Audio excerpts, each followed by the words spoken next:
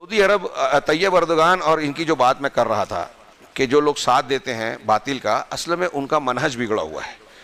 آپ طیب اردوغان کے وہ بیانات پڑھیں جس میں اس نے یہ کہا ہے کہ اسلام جو ترکی میں حکومت ہے تو ایک شک یہ تھی کہ بھئی اسلام نافذ کیا جائے یا قانون کے ذریعے سے، تو کہا کہ ہمارے یہاں سیکولرزم چلے گا، اسلام کی گنجائش نہیں ہے آج جدید دور کے حساب سے۔ اس نے اس لفظ کیا کہ قدیم اسلام نہیں چل سکتا۔ کس نے کہا؟ آج جو امیر المومنین بتایا جا رہا ہے طیب اردوغان صاحب، ہاں قدیم اسلام۔ اور یہ بات ان کے دوسرے امیر المومنین یوسف القرضاوی نے اس سے پہلے الجزیرہ ٹی وی چینل پہ کہی ہے کہ نحنو تطبیق کیا ہے الحریت مقدم عندنا من تطبیق الشریعہ، کہ آزادی ہمارے نزدیک شریعت کو نافذ کرنے سے زیادہ مقدم اور اہم ہے۔ یہ دین کو قائم کرنے، اسلام کو قائم کرنے کے نام پر حکومت حاصل کرتے ہیں۔ مرسی صاحب نے حکومت حاصل کی مصر میں، ترکی میں طیب اردوغان نے اسلام نافذ کیا۔ یہ کس کا ساتھ دے رہے ہیں؟ شام میں قتل عام ہو رہا ہے، وہاں روس سے چھپ کے ساز باز کر رہے ہیں، سودے بازی کر رہے ہیں، ہاں۔ اور سعودی عرب جو یمن میں مظلوم سنیوں کا ساتھ دے رہا ہے، اور حوثیوں کا یہ ایران اور ترکی اور دوسرے لوگ ساتھ دے رہے ہیں، یہ لوگ اچھے ہیں، امیر المومنین ہیں؟ پتہ نہیں لوگ کہاں سے کہاں سوچتے ہیں۔ یہ پروپیگنڈائی قوت کی بنیاد پر یہ شور مچاتے ہیں کہ یہ ہیرو ہیں، یہ ایسے ہیں۔ یہ بالکل ہم کو جو بیوقوف بنانے کی پوری دنیا میں میڈیا کی مشنری کام کر رہی ہے، اسی کا حصہ ہے کہ ہم کو دکھایا، سفید کو کالا دکھایا جاتا ہے، کالے کو سفید۔ ارطغرل نام سے جو ڈرامہ بھی بنایا گیا ہے، ان کا کہنا ہے کہ جو ترک کا اس وقت صدر ہے سید طیب اردوغان، وہ اس کے ذریعے سے انقلاب لانا چاہتا ہے۔ میرے بھائی، ڈرامہ کسے کہا جاتا ہے؟ ڈرامہ کا مطلب یہ جھوٹ، افسانہ، حقیقت کے خلاف، اسی کو ڈرامہ کہا جاتا ہے۔ کیا ڈرامے کے ذریعے سے انقلاب لایا جائے گا؟ کیا امت کے اندر ڈرامے سے، جھوٹ سے انقلاب آئے گا؟ اور وہ ایسا ڈرامہ جس میں جو ہے فحاشی اور اس طریقے سے بے پردگی اور شرک کی دعوت اور تصوف کی طرف لوگوں کو بلایا جا رہا ہے، جھوٹ اور ڈرامہ، کیا اس کے ذریعے سے امت کے اندر انقلاب آ سکتا ہے؟ اگر یہی چیز کرنی ہے تو نعوذ باللہ لوگ اللہ کے رسول کی سیرت پر ڈرامہ بنا لیں، صحابہ کرام کی سیرتوں پر ڈرامہ بنا لیں، ائمہ اربع اور اس طریقے سے خلفائے راشدین اور جو ہمارے بڑے بڑے علماء گزرے ہیں، پوری تاریخ انسان ڈرامہ بنا لے۔ ڈرامہ کا مطلب ہی جھوٹ ہوتا ہے، تو کیا جھوٹ کے ذریعے سے دنیا کے اندر انقلاب آ سکتا ہے؟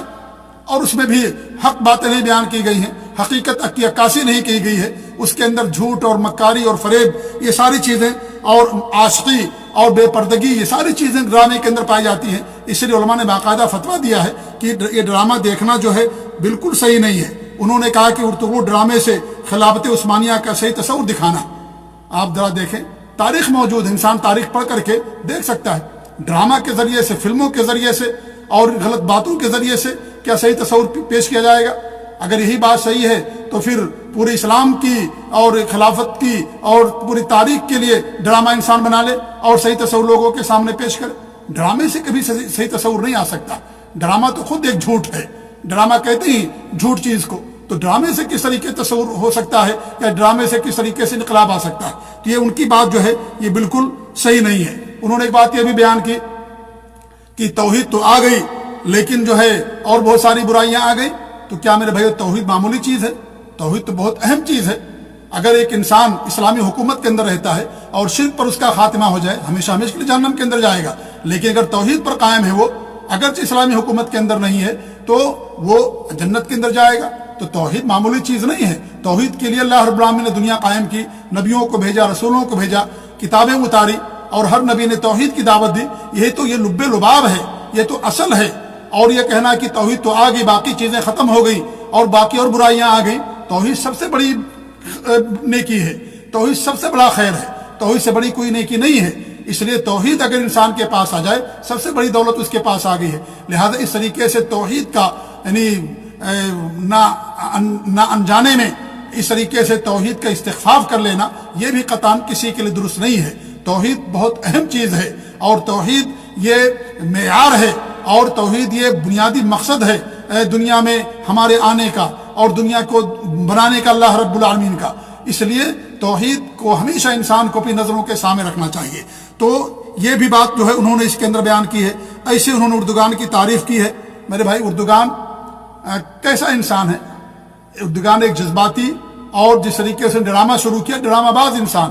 صرف زبان سے باتیں کر لینے سے انقلاب نہیں آتا ہے، میدان میں انسان کو رک کام کرنا پڑتا ہے۔ وہی ترکیہ ہے جس ترکیہ کے اسرائیل سے تعلقات ہیں, کیا اس نے وہاں سے تعلقات کو ختم کیا؟ صدر ہے, کر سکتا ہے, لیکن کیا اس کی جرات ہے کرنے کی؟ اور اس طریقے سے دیکھیں باقاعدہ $6 بلین کی تجارت ہوتی ہے ترکیہ سے اسرائیل کی, چوتھے نمبر پر پوری دنیا کے اندر ہے اسرائیل کے ساتھ تجارت کرنے میں. کیا اس نے تجارت پر پابندی لگائی؟ اور اس طریقے ناٹو کے اندر بھی ہے ترکیہ, کیا اس نے اس کا فائدہ اٹھایا؟ کیا ناٹو سے نکلا وہ؟ اور پھر وہ تو یورپ کے اندر ضم ہونے کے لیے کتنی کوششیں کر رہا ہے, کتنی کوششیں کر رہا ہے کہ یورپ کے اندر میرا اشتراک ہو جائے, یورپ کے اندر میں شامل ہو جاؤں, اس کے لیے کتنی کوششیں کر رہا ہے وہ. تو اور آپ دیکھیں ابھی اسی کے دور میں ہم جنس لوگوں کی آپس میں شادی کرنے کی اجازت دی گئی ہے, یعنی مرد مرد کے ساتھ شادی کر سکتا ہے, عورت عورت کے ساتھ شادی کر سکتی ہے. یہ باقاعدہ اس نے باقاعدہ وہاں اجازت دی, قانون بنا دیا گیا ہے وہاں پر ترکیہ کے اندر. تو ایسے آدمی سے آپ کیا تصور کر سکتے ہیں کہ وہ کیا انقلاب لے کر کے آئے گا, جس کا عقیدہ یہ ہو, جس کا منہج یہ ہو, اور جو مصطفیٰ کمال اتاترک کو اپنا آئیڈیل سمجھتا ہو اور کہتا ہے کہ ہمارا آئیڈیل مصطفیٰ کمال اتاترک ہے, اور اس کی قبر پر جا کر کے پھول چڑھاتا ہے. اور اس طریقے سے جب ترکیہ جب یہ اور اس کی بیوی جب مصر کے وہاں گئے اسرائیل کے اندر, تو ہرتزل کی قبر پر انہوں نے باقاعدہ پھول چڑھایا, انہوں نے دونوں نے جا کر کے. تو ایک ایسے آدمی سے جس کا یہ عقیدہ اور جس آدمی کا یہ مذہب ہے, اس آدمی سے جو ہے آپ کیا تصور قائم کر سکتے ہیں کہ وہ دنیا کے اندر خلافت قائم کرے گا یا مسلمانوں کے حق میں بہتر ہوگا؟ یہ صرف جذباتی قسم کے لوگ ہیں اور بیان دے کر کے لوگوں کو اپنے موافق کر لیتے ہیں, لیکن حقیقت میں میدان میں ان کا کوئی کام نہیں ہوتا ہے. جی ہاں, تو یہ پوری ان کی تاریخ رہی ہے اس طریقے سے. تو یہ کمال مصطفیٰ اتاترک نے رسم الخط بھی تبدیل کر دیا تھا. پہلے رسم الخط ترکیہ کا عربی تھا, اس نے باقاعدہ اسے انگلش کی طرف لکھوانا شروع کر دیا, رسم الخط اس نے بدل دیا. تو کیا صدر ہے, کیا وہ اگر چاہے تو کر سکتا ہے, کیوں نہیں کر رہا ہے وہ ساری چیزیں؟ یہ ساری چیزیں ہیں. آج بھی ترکیہ کے اندر کتنے مزارات ہیں اور کتنے قبر ہیں جو پختہ قبریں ہیں, اور کتنی جو ہے ساری چیزیں ہیں, کیوں نہیں کر رہا وہ؟ اللہ کے رسول صلی اللہ علیہ وسلم نے جب مکہ فتح کیا تو ابو عبیدہ بن جراح کو, خالد بن ولید کو اور بڑے بڑے صحابہ کو جھنڈا دے کر کے بھیجا کہ جاؤ جہاں جہاں اونچی قبریں ہیں اس کو زمین بوس کر دینا. علی رضی اللہ تعالیٰ عنہ نے اپنے کمانڈر ابو الاسود دوئلی کو جو ہے بھیجا تھا کہ جاؤ جو اونچی قبریں اور مجسمے نظر آئیں تم انہیں زمین بوس کر دینا. پورے ملک کا سربراہ ہے, کیوں نہیں کر رہا یہ ساری چیزیں؟ یہ تو سب توحید کے خلاف ہے ساری چیزیں.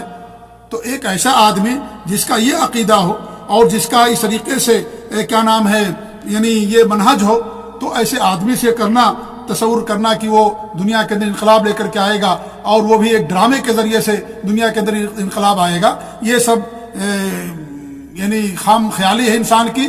اور اس طریقے سے اس طرح کی چیزوں سے دنیا کے اندر انقلاب نہیں آ سکتا ہے. تو اس طریقے سے ان کے بارے میں یہ سب تصور کرنا کہ ان کے ذریعے سے خلافت قائم ہوگی. آج جیسے سرفرے لوگ ہیں, جذباتی قسم کے لوگ ہیں اور سمجھتے ہیں کہ وہی مسلمانوں کا خلیفہ ہے, وہ بیان دے دیا اور بیان دینے کے بعد پردے سے غائب ہو جاتا ہے, اور جو عملی اقدام کرنا چاہیے کوئی ایسے عملی اقدام نہیں کیا جا رہا ہے. کتنی ساری چیزیں میں نے آپ کے اسرائیل کے تعلق سے بتائیں, جبکہ اس کا بیان کہ اسرائیل کو ہم ختم کر دیں گے, اسرائیل کو نیست و نابود کر دیں گے. صرف زبان بیانی سے اور صرف بیان کر دینے سے کوئی چیز ختم نہیں ہو جاتی ہے. انسان اس کے لیے باقاعدہ محنت کرتا ہے, کوشش کرتا ہے.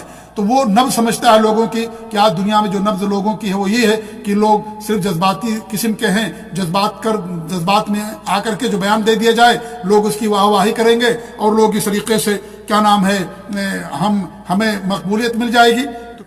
اللہ تعالیٰ ہم سب لوگوں کو حقیقت کو سمجھنے کی توفیق دے, اور اس طریقے سے اللہ رب العالمین ہم سب لوگوں کو حق پر قائم رکھے, توحید پر قائم رکھے. ہمیں جزاکم اللہ خیر.